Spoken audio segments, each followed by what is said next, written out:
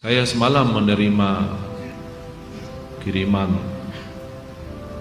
SMS. Seorang ibu meninggal dunia. Biasa kalau kita mendengar berita ada orang meninggal dunia, karena kita semua akan menghadapi kematian. Tapi yang luar biasa, peristiwa yang terjadi saat dimakamkan. Anaknya menceritakan saat dimakamkan di antara kekuburan, begitu mendekati kuburan tempat ibunya, malah semua jamaah yang ada di saat itu sangat terasa harumannya kuburan itu. Harum sekali, keluar semacam wangi yang luar biasa, sampai orang pada pandangannya kepada yang lain, barangkali di antara jamaah yang membawa wangi-wangian yang bagus, tapi ternyata tidak, mengalir dari bawah keluar, sampai ada yang malah melihat asap-asapnya. Asap ini bukan asapnya kebakaran, tapi asapnya itu karena wangian dari masuk dari kuburan itu. Sampai dikuburkan, malah kata anaknya, begitu saya sendiri yang nurun memakamkan, mengkuburkan ibu saya, sampai saya dan tangan saya sendiri membawakan tanahnya menutupi kuburannya. Pulang ke rumah saya mandi dan mencuci tangan dengan sabun, tapi masih terasa tangan saya harumnya luar biasa, sampai tidak bisa kehilangan. 3 malam masih tersimpan harumnya itu. Saya bertanya lewat SMS, apa kelebihan ibu kamu? Dia bilang, ibu saya biasa, malah orang awam, bukan wanita yang apa gitu, awam-awam biasa. Tapi setahu saya, ibu tidak pernah tidur sebelum membaca surat Al-Mulk, Tabarakalladzi biyadihil mulk. Saya langsung menjawab, itulah yang Allah hantarkan kepada ibu kamu.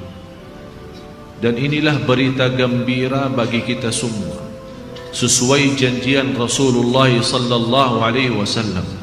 30 ayat syafa'at li sahibiha min adzabil qabr. 30 ayat yang telah membawakan syafaat bagi orang diselamatkan dari siksa kubur.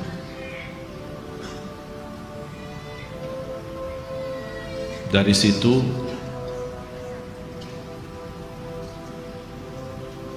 seperti kebiasaan, ambil wudu, saya witir duluan, kemudian tidur. Apa yang saya lihat dalam mimpi? Bapak ibu, yang saya lihat diri saya sendiri di dalam kubur. Sangat gelap, ngeri, malah terasa seramnya luar biasa, sampai tidak bisa saya bayangkan di saat itu.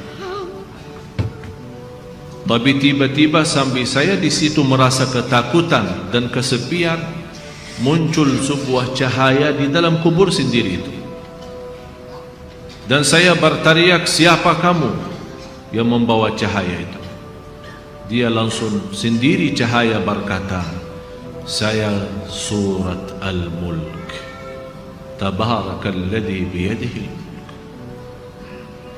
Saya sendiri di malam itu tidak sempat membaca. Saya bangun kaget, saya ambil wudhu lagi dan membaca surat Al-Mulk, baru saya tidur lagi.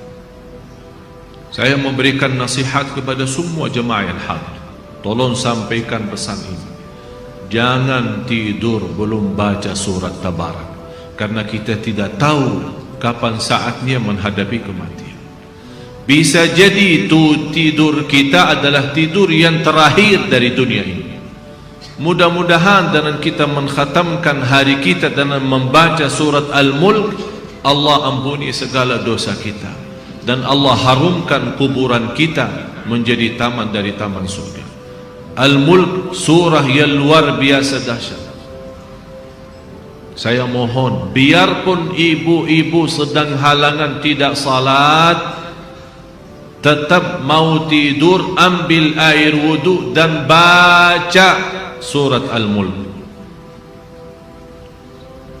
Baca surat Al-Mulk. Siapapun kiainya, siapapun ustaznya, siapapun dokter yang melarang kita sebagai wanita membaca karena lagi halangan, saya sekarang berkata, ibu-ibu sedang halangan, baca surat Al-Mulk. Karena saat kematian tidak akan bisa membedakan kita lagi suci atau lagi halangan, mati-mati. Dan Allah Maha tahu niat kita. Dan lebih baik saat kita membaca sedang halangan, jangan megang Al-Quran langsung, menyentuh Al-Quran langsung, sebagaimana saya jelaskan, bagi sarung tangan atau bagi HP kita. HP kita yang isinya Al-Quran, buka surat Al-Mulk di HP kita dan kita baca. Karena di situ anda bukan megang Quran tapi megang HP. Begitulah kita rasakan. Kalau ya Allah, seandainya engkau mencabut nyawa saya di malam ini, saya sedang halangan, tapi ya Allah, saya membaca surat Al-Mulk, niatkan diselamatkan ya Allah dari siksa kubur. Dan harus kita yakini, kita di umur kita di dunia kubur jauh lebih panjang daripada umur kita di dunia, bisa malah ratusan tahun. Ada di yang sudah di alam kubur 1000 tahun, ada yang lebih, kira-kira bisa terbayang 1000 tahun. Apalagi ummah yang terdahulu. Oleh karena itu jamaah sekalian, waspadalah, berhati-hatilah. Marilah kita sama-sama menjaga kebaikan itu. Karena sungguh inna rahmatallahi qaribun minal muhsinin. Sungguh rahmat Allah sangat dekat bagi orang yang berbuat baik. Sangat jarak kita menuju ke akhirat sangat dekat, sangat-sangat dekat. Malah jauh lebih dekat daripada rencana kita besok. Jarak kita ke akhirat, jarak kita masuk kubur jauh lebih dekat daripada rencana kita besok. Malah kematian itu jauh lebih mendadak dan lebih cepat daripada kita mengambil suapan makanan. Belum kita sampai menantarkan, membawakan suap makanan sampai ke mulut kita, sudah dicabut nyawa kita. Jauh lebih cepat itu. Oleh karena itu marilah kita sama-sama semua kita punya salah, punya kekurangan. Apa yang kita senang melihat nanti di hari kiamat, jangan perbuat. Apa yang kita ingin ketemu nanti di hari kiamat, silahkan. Apa yang kita takut dan malu dilihatkan oleh Allah nanti di hari kiamat, jangan berbuat.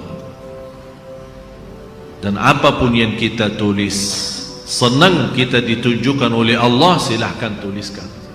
Kalau kita malu dilihat nanti oleh umat manusia dan dilihat oleh para malaikat yang menjadi saksi, jangan tulis macam-macam.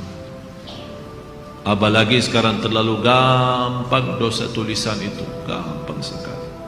Dan HP yang sekarang ada, malah sudah kita megang menjadi tasbih kita, mengganti tasbih. HP, BlackBerry, WhatsApp, SMS, lain-lain. Saya setiap hari hampir terima 100 SMS. Ada yang bertanya, ada yang macam-macam. Dan hanya saya yang balas, ya Allah, doakan jangan menjadi titik tulisannya SMS ini menjadi beban nanti di hari kiamat. Ya Allah, ampunilah mereka semua. Itu yang saya doakan. Walaupun saya tidak balas berdoa, tapi Allah yang Maha tahu apa yang saya doakan untuk orang yang kirim SMS atau WhatsApp atau apa saja.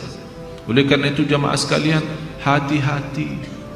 Bukan masalah sama saya, tapi masalah kita sama Allah. Selalu saya menyampaikan dan mengingatkan kembali, jangan lagi berkata saya tidak enak sama ustaz, saya tidak enak sama keluarga, saya tidak enak sama jamaah. Rubahkan kata itu berkatalah, saya tidak enak sama Allah, saya tidak enak sama Rasulullah sallallahu alaihi wasallam. Kalau memang kita ingin diselamatkan oleh Allah di akhirat, bagi saya dunia ini biar kita susah sepanjang hidup kita sampai mati susah, masih jauh lebih ringan susah dunia daripada nanti susah di akhirat. Harus menjadi tujuan kita akhirat, bukan dunia. Akan Allah datangkan dunia dan akhirat. Ya ayyuhalladzina amanu ittaqullah wal tanzur nafsun ma qaddamat lighad wattaqullah innallaha khabirun bima ta'malun. Orang beriman, bertakwalah kepada Allah dan lihat masing-masing apa yang kita bawa nanti untuk hari esok, hari kiamat. Bertakwalah kepada Allah dan jangan-jangan wala takunu kalladzina nasullah, jangan-jangan menjadi orang yang melupakan Allah, akan Allah lupakan kita. Kalau Allah lupa sama kita, na'udzubillah, berantakan, hancur, dunia akhirat hancur kalau Allah lupa sama kita.